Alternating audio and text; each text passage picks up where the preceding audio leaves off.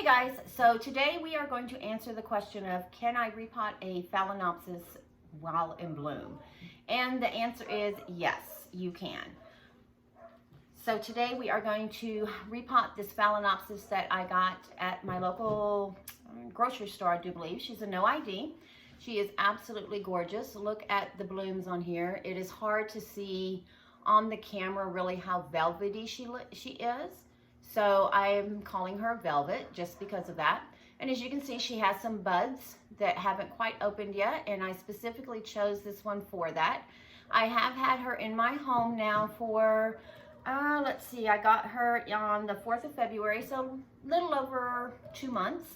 And I like to let them acclimate to my home before I repot them because that helps set them up and you up for success. So let's go ahead and dive in and get this done. Okay, so normally I do this on my kitchen counter because I just have the space, but I decided to do it in the living room. My daughter is using the kitchen right now, doing her meal prep for next week. So I decided I'd do it in here, so I'm a little spread out. That's okay. So I do have my box to catch my goodies. I have my bag to put my waste in. We have our hydrogen peroxide. I've got my mix already, and the mix I'm using is just small fir bark mixed with some large fir bark, some perlite, and some charcoal. And then we have, of course, our pot options. So just depending on what we see when we get her out of the pot, depends on what we'll put her in. I'd really like to put her in this. I just think these are so cool. I got it at the Dollar Tree. And in case we do use the basket, I already have some moistened moss to put at the bottom to keep things from falling out. So let's get started. Normally I would wear gloves, but being the planner that I am, I forgot them, so I'm going to go ahead and do it anyway. So let's move her out of the way so I can spread my pot out. So a lot of people are scared. I'm just squeezing the pot to loosen any roots from the side. And the medium that she is currently in is, it looks like it's a mixture of bark, but the bark looks like it has gone over. If you look at it right there, you can't even tell that it's bark. It looks like dirt, actually. So I chose this one also because look at the roots. They're kind of all dry and stuff at the top. She does have some good roots in the pot itself, but there are a couple of bad ones like this one right here. It's dead. We'll have to cut that one off. I've already cleaned her. Like I said, I've had her since the 2nd of February, so I have already wiped her leaves and wiped her down and everything. So we'll just squeeze. But a lot of people are afraid to pot a plant that is in bloom because they're afraid to lose the blooms. I've repotted many of phals that have been in bloom, and like I've stated in the past, the most I've lost are buds, and the buds are usually the newer ones. The ones that we have on here right now are already wanting to open, so I probably won't lose them. Go ahead and take these spikes out here. Move that to the side, and we'll just reuse them here in a minute. Okay.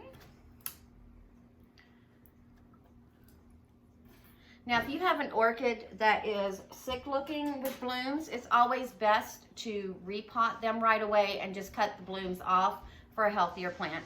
But as you can see, other than a couple of dead roots in here, she's a healthy plant. She does have a little bit of mechanical damage right here. See that right there? That's just mechanical damage. But that's okay. It probably happened during transport.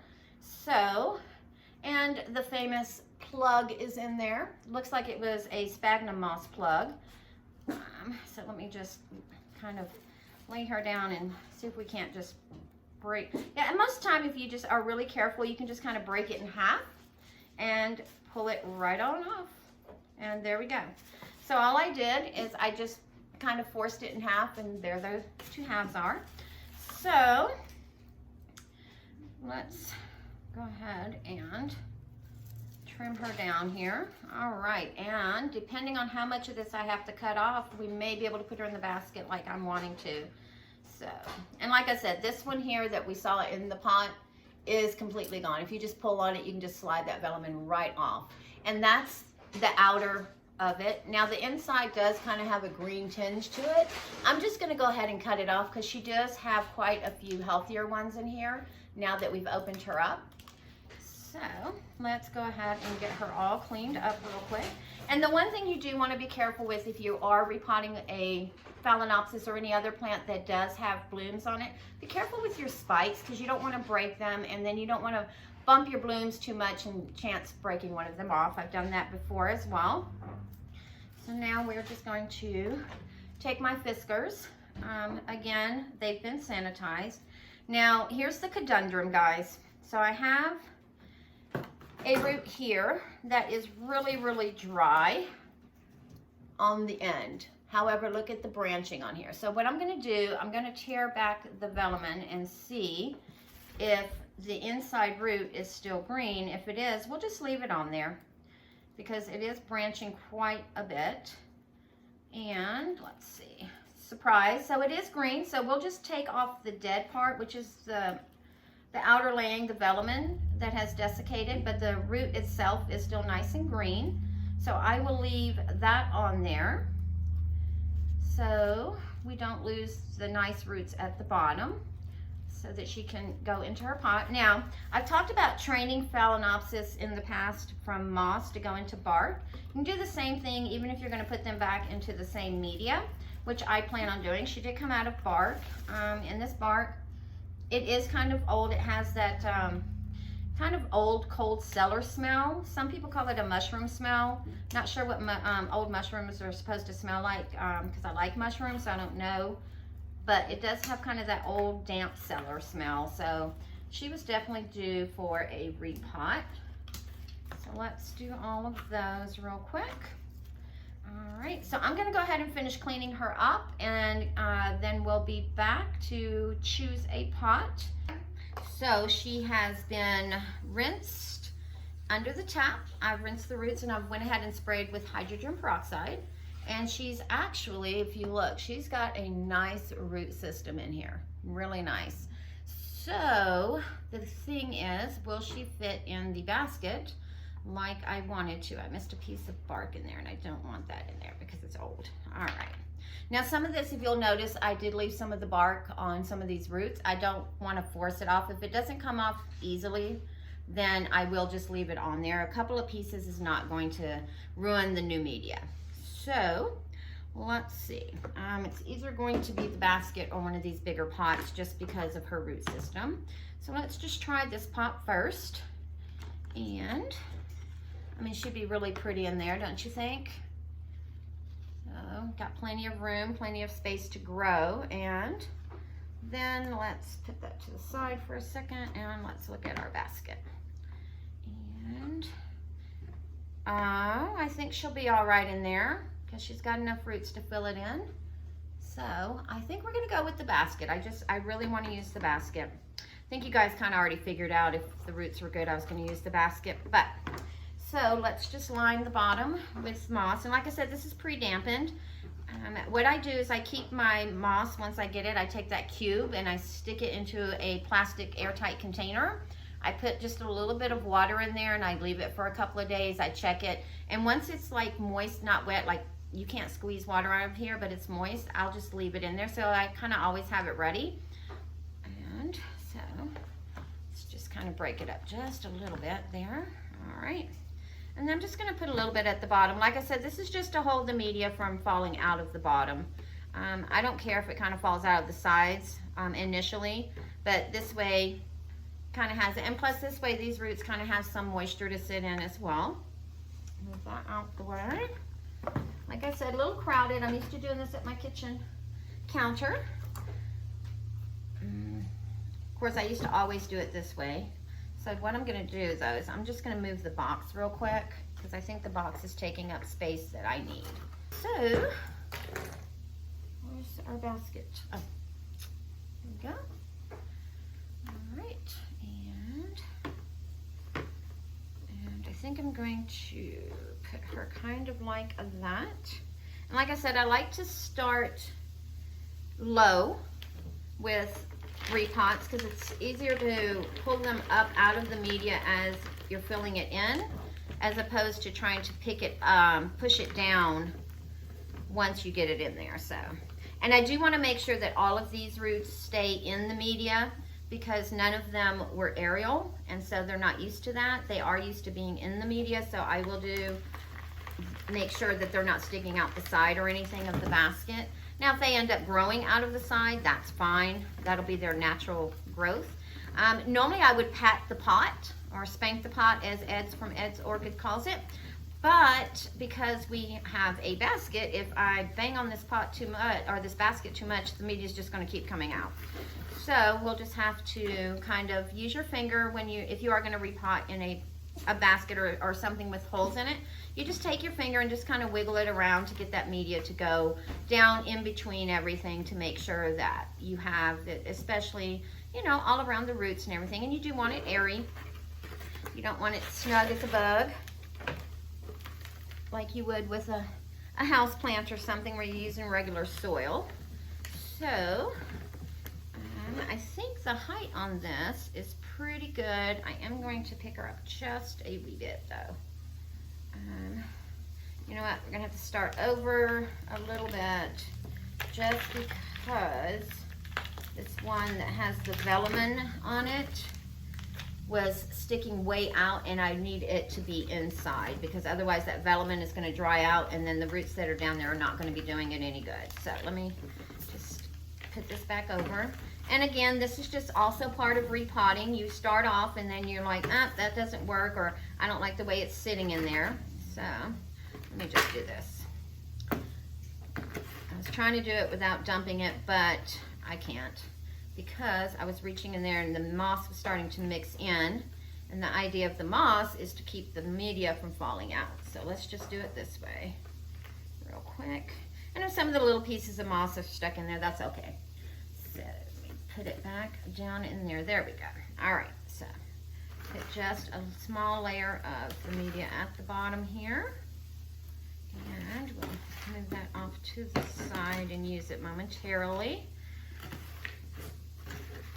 All right, so this is the one that I was talking about, the one that has the velamen that we took off, but the root is still good. So I want this one to make sure that it is down in the pot. So let me just kind of lay it back a little bit so that she is not trying to push her back out. And then another trick, if you're potting in a round pot, when you put your roots in, if you start twisting the pot, or you can twist the orchid so that the roots sit kind of where you want them to sit, and then this way you're not really pushing on the roots and possibly damaging them. So like I said, let me just make sure they're all going to sit in the media and nobody is wanting to stick out of the sides. And we will start this again. So, sometimes you just have to start and then realize that you need to adjust. Most of the time, I would have just been able to take a little bit of the media out, not start completely over, but because we have that moss at the bottom, that's kind of why I went ahead and just dumped everything to get her in. So, like I said, I have her really low right now, and I will be bringing her up here in just a few moments. There we go. And then as I'm pulling her up, I'm squiggling the media in between everything as well. So there we go. And before we get too far, let me stake her blooms back up. So there we go.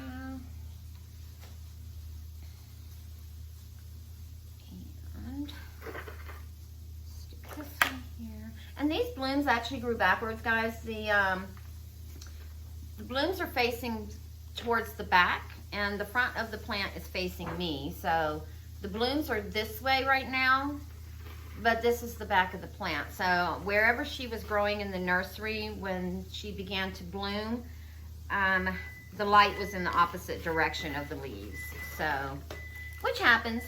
And that's why it's also important, once you see those spikes developing, to not move the lighting on your orchid too much, because that does change the direction of the blooms. And obviously we want the blooms and the leaves to stay in the same direction, but when you buy them and they're backwards, you just kind of have to work with it until they settle in. All right, let me pull her up just a little bit more. I am going to shake this just a wee bit And then I will have to readjust the spikes once I get her completely where I want her, but I just put them in there for now to kind of help me stabilize, because it's not really a good idea to use the spikes to support while you are repotting. You should really try to hold it under the base just to protect the spikes. But like I said, right now, they're there to help me. All right, so now that we have that, let's just readjust those a little bit. And I'm gonna just put this a little bit closer to the edge to kind of help with support. There we go. Same thing with this one. I'm gonna put it on the edge, but I'm gonna put it on the edge over here to help with supporting that bloom spike. Let me move it around this way. There we go. And this way, if the stake does want to lean, it's leaning up against the side of the basket, and the orchid is not leaning even more. Uh-oh. There we go. Clumsy. There we go. All right. So, and while I was looking at this one too, I'll show you guys something real quick. She actually has a branch starting right here. You see the branch? There we go. Now, I am one that once the blooms are spent on my Phalaenopsis, I go ahead and I cut the spikes. A lot of people will keep the spike on there until it turns brown, just for those secondary spikes or the branches off of the main spike. I find that those are not as showy and pretty and full as the original.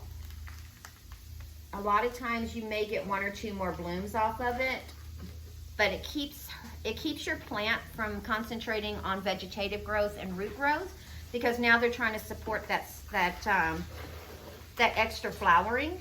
And depending on the health of your orchid, sometimes you just don't want it to convert that energy into that. You want it to, like I said, work on vegetative growth and roots. The more vegetative growth, and by vegetative growth I mean leaves, the more that the orchid does that, or any orchid for that matter, but especially your Phalaenopsis, the more leaves that they produce during the growing season, the more chances of a spike you'll have, in addition to not just one spike, but a double spike. So like I said, again, it's all personal. It's what you like. If you like to have a couple of branches of your flowers every once in a while throughout the year while you're waiting for your Phalaenopsis to continue growing, totally fine. I personally don't. I think it's just healthier for the plant to go ahead and cut them off once they're done. And there she is, guys. So again, she should be facing this way, but like I said, whenever she produced her blooms, the light was behind her, so her blooms went backwards, as you can kind of see. See, here's where the leaves are, here's where her blooms are, and these should actually be facing the same direction. And that's fine. Again, try not to move your flowers around too much once those spikes start coming in. I will give her a good water, just to kind of help settle some of this bark down a little bit, and then put her back where I had her, which is on that stand right behind me. She's enjoying life over there right now with some other plants. And like I said, with this one branch, if for whatever reason this spike spins and the flowers die off before this branch completely develops and blooms, I will cut the spike. That's just my personal way I do it. You don't have to do it that way. Whatever you like works as well. And then we will check on her, let's say in 2 weeks, and let's see if these buds that are currently in there have opened, or if they have blasted, because that is and if we've lost a bunch of the flowers, just to see if the theory that if you repot during blooming, you'll lose all your flowers, you'll lose the buds, it won't completely bloom for you anymore. So we will double check on that. Like I said, maybe about 2 weeks. Let's give it 2 weeks and we'll see where we're at.